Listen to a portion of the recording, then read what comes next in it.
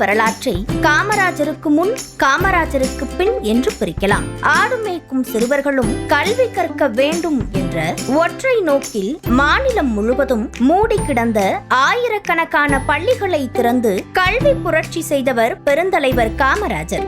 வெறும் பள்ளிகளை மட்டும் திறக்காமல் ஏழை மாணவர்களின் பசியை போக்க அவர் கொண்டு வந்த மத்திய உணவு திட்டம்தான் இன்றும் இந்தியாவிற்கே வழிகாட்டும் திட்டமாக திகழ்கிறது. காமராஜர் பதவியேற்புக்கு முன் நிதி பற்றாக்குறை மற்றும் குலக்கல்வி திட்டம் காரணமாக ஆயிரக்கணக்கான துவக்க பள்ளிகள் மூடப்பட்டன.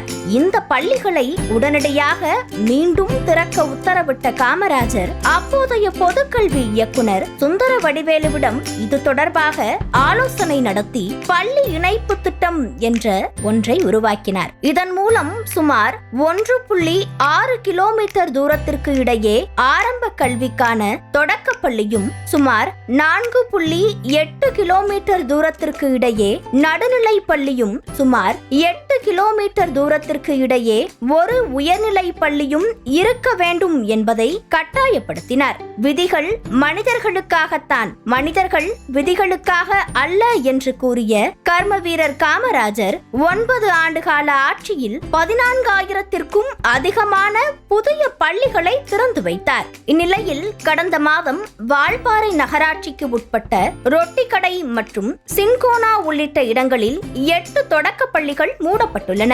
இதேபோல் நீலகிரி மாவட்டத்தில் 28 அரசு தொடக்க பள்ளிகளும், தேனி மாவட்டத்தில் 7 அரசு பள்ளிகளும் 10ற்கும் குறைவான மாணவர்கள் வருகை காரணமாக மூடப்பட்டுள்ளன.